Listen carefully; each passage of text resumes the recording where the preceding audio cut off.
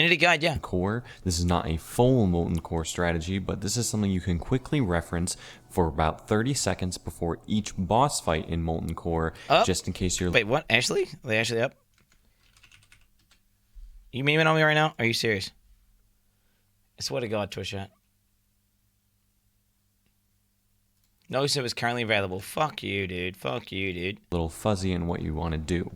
If you want to, you can click the annotations that are on the video or the links in the description to go directly to the portion of the video that concerns the boss you're curious about.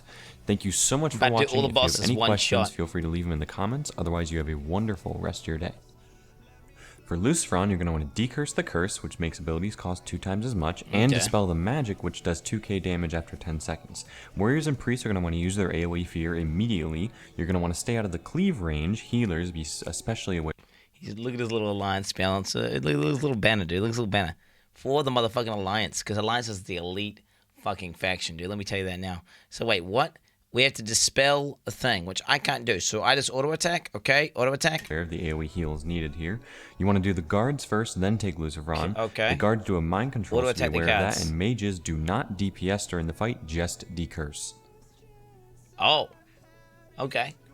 Get fucked, For mages. Magmadar, you're going to want to move and stay out of the fire he spits. This is especially important. Keep him out of the fire, Tanks face him away from the raid because he breathes fire. He also does an AoE fear. Keep fear ward on the tank. The tank can also stance this as well. He lava bombs single targets, so keep heals on them when he does this. Hunters need to tranquilizing shot him when he goes into his frenzy mode. Tranquilizing shot is a 100% drop chance off Lucifron every single time you kill him. Melee have to stay at max melee range to avoid inhalation damage, and that's also it. Grats. Gehannes is very similar to Lucifron. You're going to want to avoid the AoE cleave. I need a line he randomly shadow bolts for about 2.5k damage to only non-tanks. He rain of fires. Immediately get out of that. You want to decurse the curse that reduces healing by 75%. You want to take care of the ads first and then Gehannes. The ads also AoE stun, be aware, and keep the ads separate. Okay. For Gar, strats vary depending on how many locks and tanks you have in the raid. Ideally, you want 4 or more warlocks. For with the 8 ads, warlocks keep 4 of them banished, and the tanks work on the 4 other ads. Okay. You want to decide a kill order beforehand. We typically use Skull, X, Moon, Star, and then 1 banished target at a time as they come unbanished. Melee DPS need to get away from the mobs at around 30% and move on to the next ad. As the 4th ad dies, the melee should go on to Gar. Don't worry about the buffs here. Gar will mass dispel them anyway. Ads reduce movement speed, so melee get away from the ads faster or slower depending on what the situation is. Keep ads relatively close to Gar or else they will enrage and will one-shot people. Gar hits harder as each ad goes down.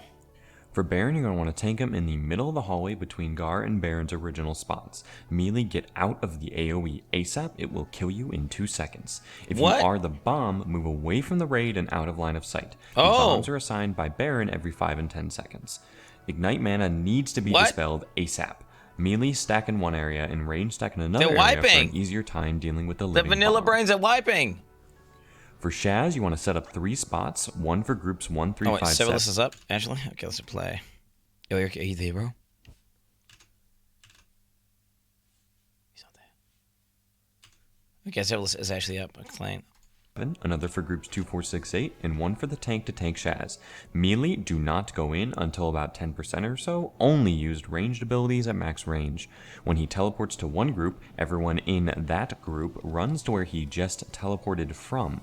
Group he did not teleport to stays where they are. This is a very easy fight as long as the positioning is right and people move when they're supposed to. For Sulfion... Well, I have to do something. I don't like this. I like the other fights where I just auto-attacked. Okay? Oh, fuck. Wait, so I'm at a group, and then he ports to a group, and then when he ports, you run to where he was. Is that what he's saying? So... max range. When he teleports to one... another for groups 2... Wait, what if we do a different strat? For Shaz... So wait, this okay, so... as you want to set up 3 spots. 1 for groups 1, 3, 5, 7. Another for groups 2, 4, 6, 8. 2, 4, and 6, 1 8. for the tank to tank Shaz. Melee do not go in until about 10% or so. Only used ranged abilities at max range. When he teleports to one group, everyone in that group runs to where he just teleported from. Group he did not teleport to stays where they are. This is a very easy fight as long as the positioning is right and people move when they're supposed to. For Died to AFK. Tell 10%. Servers are open. Okay. Solfeon Harbinger, the tank keeps him at his spot, and the 4 guards are tanked a little away from him to the left.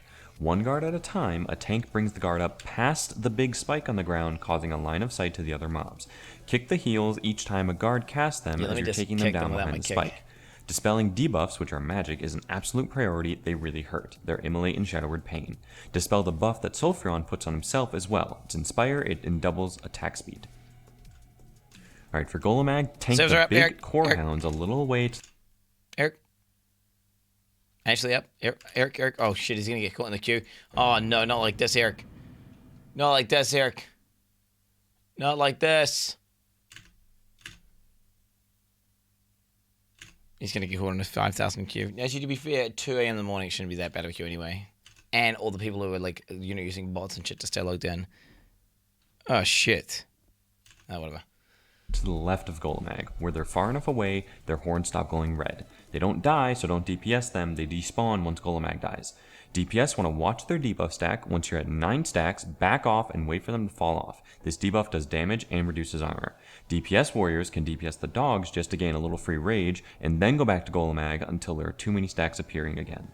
Priests and Pallies want to keep an eye on debuffs to dispel it ASAP whenever possible. For Majordomo Executives, can I go over to the dog and seal a wisdom? Oh, why am I at the fucking Ironforge? What the hell? Wait, Eric, you're actually there. Wait, Eric, wait, is my fucking comment? There we go, okay. Yo, are you there, bro? Eric. Yeah, I can hear you. Okay, dude, you're freaking me out, man. You're freaking me out because you're not talking, dog. I'm fucking scared. Okay. So many buttons. Yeah, wait. Yo, Eric, do you reckon on Golemag I can go over and steal a wisdom, the dog, and then get mana back while I'm dropping stacks? Or is that unethical?